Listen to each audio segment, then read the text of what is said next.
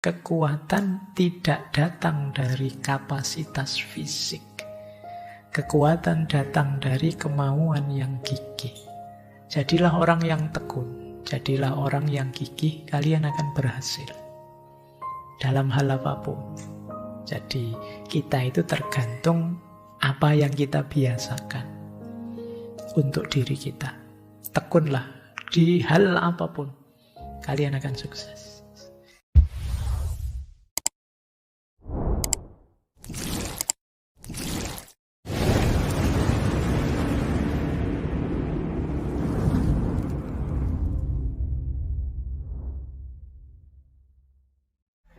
Assalamualaikum warahmatullahi wabarakatuh.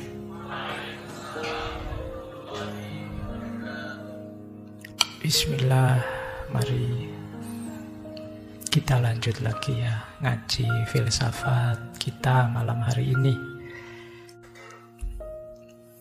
Lanjut. Meskipun begitu, Gandhi juga wanti-wanti, yo hati-hati. Seperti semua lembaga manusia, puasa dapat digunakan secara sah maupun tidak sah. Ya maksud beliau apa? Tadi kan kita contohnya yang baik-baik. Wah, saya ingin mencapai target itu terus saya puasa. Itu kan ya kalau pas target itu positif, alhamdulillah. Gimana kalau targetmu negatif? Pak, saya suka dengan pasangannya teman saya itu, Pak, tak puasainya ya. Nah, ini kan negatif. Jadi katakan ya sebagaimana semua lembaga manusia itu pasti ada yang ke arah positif atau ke arah negatif. Meskipun kata Gandhi, namun sebagai senjata yang hebat dalam gudang senjata satyagraha. Satyagraha itu salah satu ideologinya beliau, jalan kebenaran. Puasa tidak dapat ditinggalkan karena kemungkinan penyalahgunaannya. Jadi maksud beliau begini, ya pasti saja ada kelemahannya, ada titik negatifnya. Misalnya kayak tadi kalian pakai itu halnya negatif. Tapi ya tidak karena itu terus kalau gitu tidak usah puasa-puasaan lah, tidak begitu. Jadi ya mari kita pastikan ini digunakan untuk hal yang positif, tidak untuk hal yang negatif. Jangan karena ada kemungkinan 1-2 diselewengkan kemudian tidak kita pakai sama sekali. Itu sama kayak, Pak, saya tidak mau main medsos karena medsos sekarang isinya banyak rusaknya. Ya kalau ada rusaknya kan ya memang di antara efeknya itu. Tapi kan kita bisa pakai medsos tapi menghindari yang rusak-rusak. Jadi cara berpikirnya begitu.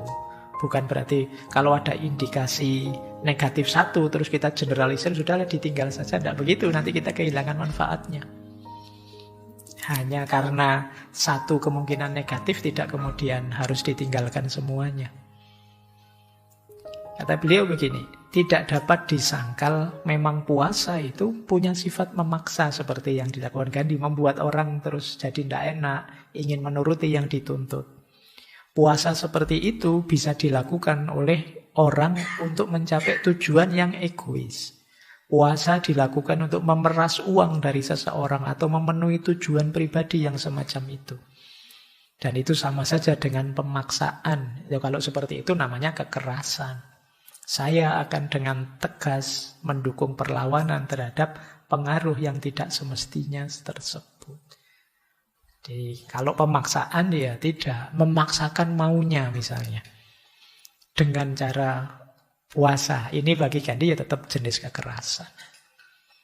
Jadi, meskipun begitu, puasanya jangan ditinggalkan. Saya tahu senjata puasa tidak bisa digunakan dengan mudah. Senjata ini bisa dengan mudah menimbulkan kekerasan kecuali jika digunakan oleh orang yang ahli dalam bidang ini. Jadi puasa itu dahsyat, tapi bisa juga disalahgunakan, maka perhatikan siapa yang menggunakannya. Misalnya, wah Ramadan saja tidak pernah puasa, sekarang tiba-tiba puasa untuk memprotes apa gitu. Itu kualitas dirinya, kualitas orangnya. Kenapa sih kalau Gandhi puasa semua orang gentar kemudian patuh pada tuntutannya? Karena Gandhinya. Kualifikasi beliau. Orang sadar seperti apa beliau. Kalau kita kan misalnya ada orang yang kita hormati marah, itu kan kita tidak enaknya luar biasa. Jadi orang yang kita sungkani, orang yang kita hargai, ternyata kemudian tidak berkenan, itu kan kita jadi tidak enak. Kenapa bisa begitu? Ya karena memang orangnya mulia. Itulah tadi kenapa ya prasyarat penting orangnya dulu, siapa dulu. Dia harus beres dulu. Baik, jadi itu beberapa gambaran tentang bagaimana kita mengambil strategi puasa yang itu jenisnya anti kekerasan untuk mewujudkan tujuan-tujuan keinginan kita. Ya kalau untuk tujuan-tujuan politik sosial yang besar ya bisa secara publik dengan banyak orang lain. Tapi kalau untuk kita sendiri, tujuan-tujuan individu tapi yang baik, ya bisa saja kita lakukan. Tadi saya sebut semacam tirakat dan lain sebagainya. Jangan lupa dasarnya tetap tadi ya, cinta pada manusia dan kemanusiaan. Karena memang yang dilakukan Gandhi memang tidak untuk dirinya. Beliau sudah selesai dengan dirinya. Itulah kenapa beliau dikenal sebagai Mahatma, orang yang jiwanya besar. Sayangnya kata beliau begini, a coward is incapable of exhibiting love. It is the prerogative of the brave. Orang yang pengecut itu tidak bisa menampakkan cinta. Cinta itu hak prerogatifnya orang-orang yang berani. Kenapa begitu? Karena dalam cinta, orang tidak lagi menghitung apa keuntungannya. Apa yang aku dapat, apa yang aku peroleh, kesenangan atau kebahagiaan apa yang aku raih dengan cinta ini. Tapi orang yang benar mencintai, itu yang jadi pertimbangannya adalah yang dia cintai. Kalau dia mencintai negaranya, ya dia mencari yang terbaik untuk negaranya, untuk bangsanya. Kalau dia mencintai sesamanya, ya dia memikirkan yang terbaik untuk sesamanya. Dan yang seperti ini tidak mungkin dilakukan oleh para pengecut. Hanya pemberani yang bisa mencintai. Hari ini kita ketemu banyak orang yang asik sekali dalam membenci. Asik sekali dalam mencaci. Ya, itu memang makomnya mereka. Kalau versinya Gandhi, hanya para pemberani yang berani mencintai. Seperti saya bilang tadi ya, mencintai bukan berarti mengabaikan, bukan berarti membiarkan saja kejelekan di yang dicintai, tapi tujuan hidup dia satu-satunya adalah kebaikan yang dicintai. Dan ini memang berat. Saya tidak tahu kalian mampu apa tidak. Ya, latihan ya. Kenapa saya minta latihan? Karena hidup ini perlu cinta, perlu pengorbanan. Kalau kalian tidak mau berkorban sama sekali, kalian hanya memanjakan egomu saja, sulit kalian mencapai hal-hal besar dalam hidup. Hal besar itu biasanya bisa kalian capai dengan mau berkorban. Entah itu korban waktu, korban biaya, korban tenaga, tambah harus memperhitungkan saya dapat apa, saya untung apa. Bayangkan beliau yang sudah susah payah berjuang bertahun-tahun dari puasa ke puasa, pada akhirnya hanya diakhiri hidupnya oleh seorang Godse. Tapi nama beliau sampai hari ini masih berkibar. Masih dikaji orang, dipelajari orang, diambil manfaat dari ilmunya. Ya, tergantung pilihanmu, kalian mau ada yang di atas apa di bawah, mau jadi the coward apa the brave. Orang-orang yang berani. Oke, kita lanjutkan ya, ini yang hubungannya dengan anti kekerasan tadi. Terus, ini yang sering kita lupakan. To believe in something and not to live it is dishonest. Kita sering jadi orang yang tidak jujur. Karena bagi Gandhi, mempercayai sesuatu tapi tidak menghidupkannya. Itu berarti orang yang tidak jujur. Kalian percaya bahwa cinta itu agung, luar biasa. Kalian percaya bahwa sesama manusia itu sama-sama levelnya setara. Tapi kok kita tidak bisa menghidupkannya? Sebenarnya kita lah. Kalau bahasa tadi dishonest atau orang munafik tadi. Kita percaya bahwa kita harus saling menghargai, kita harus saling toleran, kita harus menerima keragaman dan lain sebagainya. Itu bagian dari kepercayaan kita. Tapi not to live it. Kita tidak bisa menghidupkannya. Kita maunya konflik saja, maunya tawuran saja. Berarti kita dishonest, kita bagian dari orang yang munafik. Saya percaya Pak bahwa keragaman hidup ini adalah sunnatullah, kehendaknya Allah. Tapi kok tidak bisa hidup rukun, tidak bisa menerima perbedaan, berarti kita dishonest, kita tidak jujur, kita munafik. Katanya percaya keragaman, tapi ada orang yang berbeda diamuk, dimarahi, direndah-rendahkan. Makanya tadi Gandhi begitu semangat membela kaum Dalit tadi.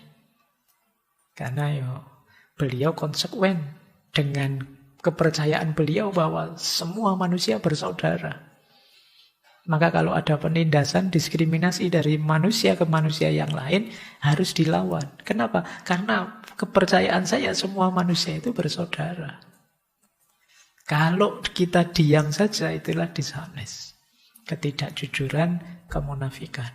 Nah, kita akan sering nuduh orang, oh kamu dasar munafik. Jangan-jangan kita sendiri yang munafik. Kita sendiri yang tidak konsisten, tidak konsekuen dengan apa yang kita percayai, apa yang selama ini kita yakini. Oke, kita lanjutkan ya. Masih kuatkah? Kelihatannya ini termasuk materi-materi ideal yang ya semoga bisa kita jalankan. 50%-nya alhamdulillah. Lanjut ya. Nah, ini menarik, saya terjemahkan saja lah kalau bahasa Inggris kalian agak ruming. Kata beliau begini, engkau mungkin tidak tahu apa hasil dari tindakanmu. Namun kalau engkau tidak melakukan apapun, ya tidak akan ada hasil apapun. Oh, ini sindiran yang makjeleb ya untuk kita. Kita itu sering takut hasilnya jelek. Kita sering takut, nanti kalau begini gimana Pak? Nanti kalau begitu gimana Pak? Gitu kan. Ini sederhananya Gandhi mau bilang, lah wong kamu itu lo tidak ngapa-ngapain. Kok takut begini, takut begitu. Bergerak dulu, bertindak dulu, baru nanti ketahuan jadi begini apa begitu. Kita selama ini tidak melakukan apa-apa, hanya takut dan khawatir saja. Yo kalau hanya itu sih ya tidak akan ada apa-apa. Jadi kita sering mengkhawatirkan masa depan, tapi kita tidak melakukan apa-apa di masa kini. Loh, kalau kita tidak melakukan apa-apa, tidak usah khawatir apa-apa, tidak ada apa-apa di masa depan. Wong kamu tidak melakukan apa-apa. Baru kalau kalian sudah melakukan ini, melakukan itu, Pak nanti bisa sukses, bisa gagal, baru kamu bisa begitu. Tapi kalau tidak melakukan apa-apa, loh, ngapain kamu khawatir? Wong kamu tidak ngapa-ngapain. Jadi, wong kamu tidak ikhtiar apapun. Yo, wong kamu tidak daftar kuliah kok takut DO, takut tidak lulus. Kan sederhananya itu.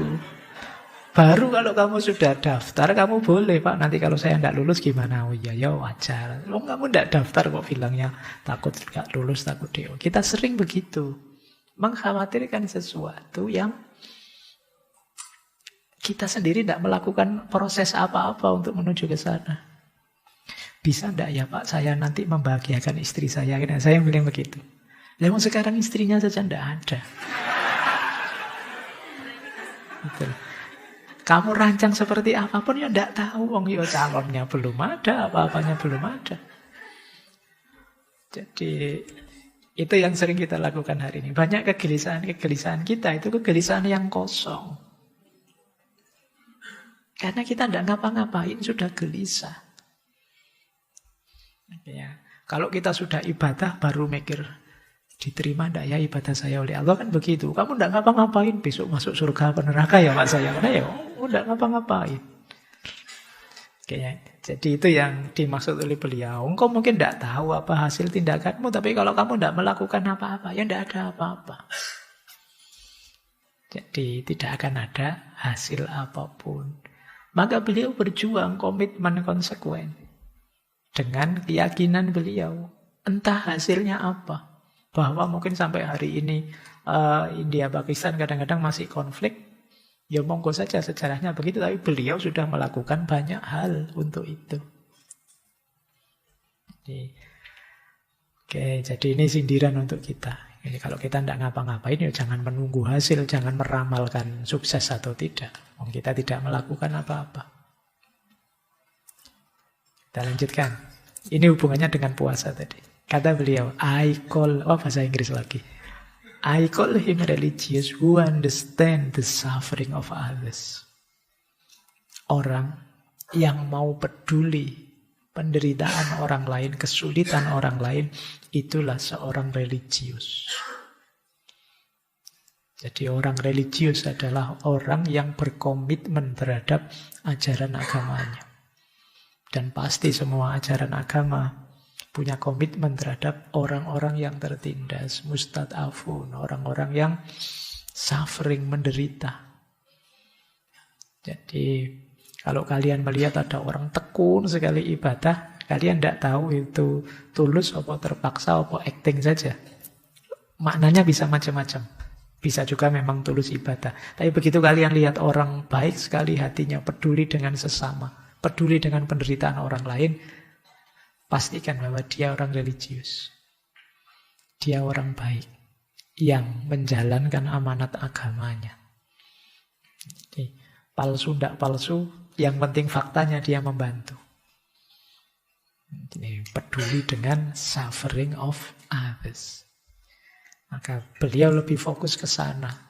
Sampai beliau dituduh, wah ini terlalu membela muslim ini. Beliau tidak melihat itunya, beliau melihat penindasan dan ketertindasan itu.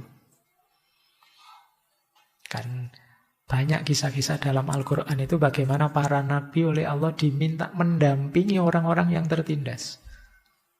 Termasuk Nabi Musa diminta mendampingi Bani Israel. Meskipun kisahnya dalam Al-Quran itu bagaimana ngeyelnya Bani Israel. Disuruh ini, disuruh itu, bantah terus. Tapi Nabi Musa tetap disuruh menemani. Saking nakalnya kalau dalam Al-Quran itu kan sampai bikin sapi sendiri disembah. Itu kan luar biasa sudah. Tapi tetap Nabi Musa disuruh menemani. Kenapa? Saat itu posisi mereka mustad'afun, sedang tertindas. Nah, jadi agama sangat peduli dengan orang-orang yang tertindas. Suffering of others. Akan luar biasa kalau kesibukan kita dalam beragama antara lain ini. Kepedulian pada sesama. Jadi tidak sekedar menghitung pahala kita sendiri. Nanti disuruh, mas bawa sedikit-sedikit sedekah. Oh pahala saya sudah banyak pak, saya itu. Nah, itu. Jadi hitung-hitungan pahala. Tidaklah ya kita. Mari kita peduli dengan sesama. Karena I call him religious who understand the suffering of others. Aku sebut dia seorang religius, yaitu dia yang bisa memahami penderitaan orang lain. Bukan orang egois yang mikir senangnya sendiri atau enaknya sendiri. Kita lanjutkan. Nah ini hubungannya dengan puasa anti kekerasan tadi ya. Apa sih yang membuat puasanya Gandhi bisa sukses? Antara lain dari kegigihan beliau, ketekunan beliau. Kalau fisiknya sih beliau kelihatan seperti orang tua yang lemah pakai tongkat itu. Tapi kegigihan beliau luar biasa. Itulah kenapa beliau menyatakan kekuatan tidak datang dari kapasitas fisik. Kekuatan datang dari kemauan yang gigih. Jadilah orang yang tekun. Jadilah orang yang gigih, kalian akan berhasil. Dalam hal apapun. Jadi kita itu tergantung apa yang kita biasakan untuk diri kita. Tekunlah di hal apapun. Kalian akan sukses. Baik, ini waktunya ya. Saya lanjutkan. Ini mungkin juga sindiran untuk kita. Anda hanya dapat membangunkan orang jika dia benar-benar tertidur. Tetapi usaha yang Anda lakukan tidak akan memberikan pengaruh apapun jika dia hanya pura-pura tidur. Ngerti maksudnya ya? Misalnya gini, ketika tadi saya ngomong, kalian harus peduli sesama dong. Perhatikan orang-orang menderita di sekelilingmu itu kan. Ini sebenarnya tidak baru. Sejak dulu kalian juga tahu kalau membantu orang tertindas itu sesuatu yang mulia. Tapi kenapa kok kalian masih belum menjalankannya? Kalian pura-pura tidak tahu. Kalau ketemu orang pura-pura seperti ini, dibangunkan seperti apapun ya tidak efektif. Kenapa? Wong sudah bangun. Orang itu kalau tidur bisa dibangunkan. Kalau pura-pura tidur tidak bisa dia dibangunkan. Wong dia sudah bangun sebenarnya. Kalau lupa diingatkan. Tapi kalau pura-pura lupa, gunanya apa diingatkan? Dia sudah ingat cuma tidak mau saja menjalankan. Nah, kita sering posisinya orang yang pura-pura lupa dan pura-pura tidur tadi. Bukan berarti kita tidak tahu teori-teori yang baik, kebenarannya yang mana, sesuainya yang mana. Kita tahu. Cuma kita masih enggan melakukannya. Jadi diceramai siapapun, jawabannya wis tahu. Sudah pernah, sudah ngerti Pak. Tidak ada yang baru Pak yang disampaikan. Ini tidak masalah baru atau tidak baru. Yang sudah kalian jalankan yang mana? Yang sudah kalian hidupkan yang mana? Ini nanti kembali ke kutipan awal tadi. Orang yang sudah tahu mana baik, mana buruk, tapi tidak menghidupkannya, dishonest. Orang yang tidak jujur, orang yang munafik. Nah, ini mulai ngeri ya sampai sini. Wah, saya termasuk ini mungkin. Kalau kata dulu kita belajar filosof dari Brazil, Paulo Freire, beliau kan mengkategori kesadarannya orang itu ada 3. Ada magis, ada naif, ada kritis. Magis itu yang hanya ikut-ikutan saja. Tidak tahu ada masalah apa, pokoknya yang lain ke utara, saya ke utara, yang lain ke selatan, saya ke selatan. Kalau yang viral ini ya saya ikut ini, teman-teman kok maki-maki tokoh itu, saya ikut-ikut maki-maki. Ini kesadaran magis. Ada kesadaran naif. Kesadaran naif itu sudah tahu itu jelek, sudah tahu itu baik, tapi tidak diimplementasikan. Jadi ini orang naif namanya. Sadar masalah, tapi tidak mau mencari solusinya. Banyak di antara kita yang masih berkategori naif. Koleksi pengetahuan kita itu bisa buku-buku di kepala kita, tapi yang jalan kualitas hidup kita kalau tidak meningkat-meningkat ya karena kita tidak menghidupkannya. Jadi kita seperti orang yang pura-pura tidur. Pura-pura tidur itu metode membangunkan apapun tidak akan bangun. Kalau orang tidur beneran itu bisa, metode tertentu bisa dia bangun. Tapi orang pura-pura tidur, wong dia pura-pura, dipukuli pun dia pura-pura masih tidur. Jadi semoga teman-teman tidak termasuk kategori orang yang pura-pura tidur. Tertidur beneran maklum lah, mungkin karena banyak kesibukan, lupa itu masih. Tapi sebenarnya ingat sih, sebenarnya tahu sih, tapi males saja, enggan saja melakukan. Nah ini pura-pura tidur. Jadi katakan usaha yang Anda lakukan tidak akan memberikan pengaruh apapun jika hanya pura-pura tidur. Ditambahi lagi, ditegaskan lagi dengan kalimat ini. Kata beliau, tidak ada hal yang lebih menyedihkan dalam hidup saya selain melihat kerasnya hati orang-orang terpelajar. Sudah pura-pura tidur, ngeyele luar biasa. Ilmunya banyak sih, tapi manfaatnya untuk masyarakat tidak banyak. Kadang-kadang hanya nambah masalah saja. Orang pinter itu harusnya problem solver. Tapi banyak orang pinter yang part of the problem. Bagian dari masalah. Lebih ngeri lagi banyak orang pinter yang troublemaker. Bikin masalah saja. Dunia tentrem-tentrem, dia bikin konsep, bikin teori, bikin pernyataan, terus jadi ruwet, jadi kacau.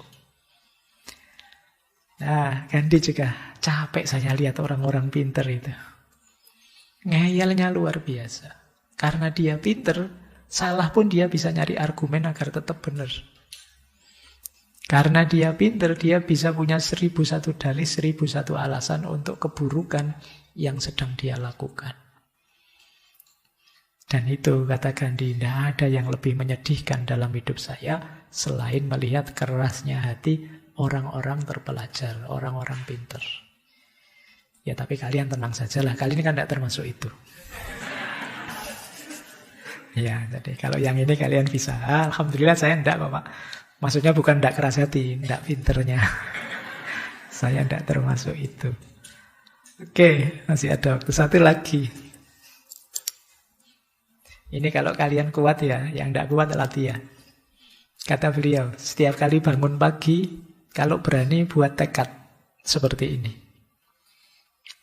Aku tidak takut siapapun di bumi. Aku hanya takut kepada Tuhan. Aku tidak akan menaruh dendam kepada siapapun. Aku tidak akan tunduk pada ketidakadilan dari siapapun. Aku akan menaklukkan ketidakbenaran dengan kebenaran. Dan dalam melawan ketidakbenaran, aku akan menanggung semua penderitaan. Jadi kalau tiap pagi kita declare ini, kita akan jadi orang yang the brave tadi, orang-orang pemberani.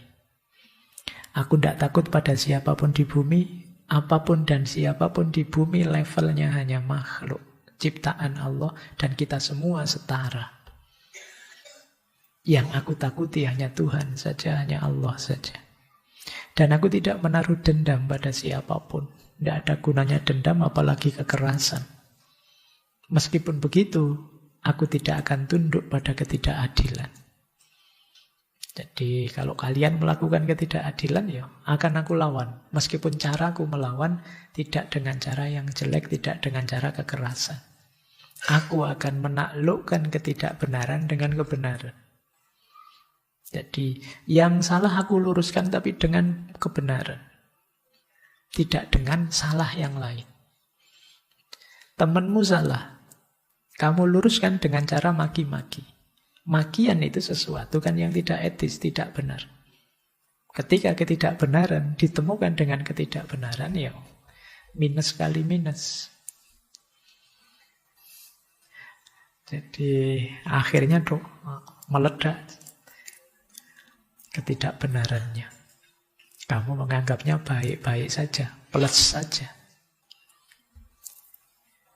Dan dalam melawan ketidakbenaran, aku siap menanggung semua penderitaan. Mungkin pahit, mungkin berat. Tapi ya itulah resikonya melawan ketidakbenaran. Itulah kenapa beliau itu meskipun kecil, profilnya kurus, kelihatan lemah, tapi dayanya luar biasa. Dengan puasanya saja, tidak ada yang bisa melawan beliau. Semua tuntutan beliau dipenuhi. Karena apa? Satyagraha. Beliau ada di jalan kebenaran. Itu yang membuat beliau powerful. Tapi kalau kita menuju kebenaran dengan jalan yang tidak benar, ya sebenarnya kita sedang melemahkan kebenaran itu sendiri. Baik ya, saya kira itu ya teman-teman untuk malam hari ini. Puasa anti kekerasan versi beliau. Jadi mungkin ada banyak pelajaran yang kita ambil malam hari ini. Semoga kita bisa latihan tadi. Mungkin 1 bulan ke depan kan kita puasa. Mari kita puasa yang lebih hakiki, pembersihan jasmani, pikiran, dan juga jiwa kita. Sehingga frekuensi kita jadi frekuensi yang menggetarkan. Sebagaimana Mahatma Gandhi, orang yang jiwanya besar, jiwanya agung. Baik, saya kira itu ya. Sudah jam 12:04. Saya khawatir bablas saja. Oke, minggu depan kita lebih praktis. Tidak sedalam ini dan kemarin. Sebenarnya saya ingin banyak bahas yang tema minggu depan, yaitu puasa media sosial. Seperti apa sangkan parannya puasa media sosial ini yang paling banyak mengganggu kita belakangan ini, menggelisahkan kita untuk dibahas. Kita ketemu insya Allah Rabu depan. Oke, saya kira itu untuk malam hari ini. Kurang lebihnya mohon dimaafkan.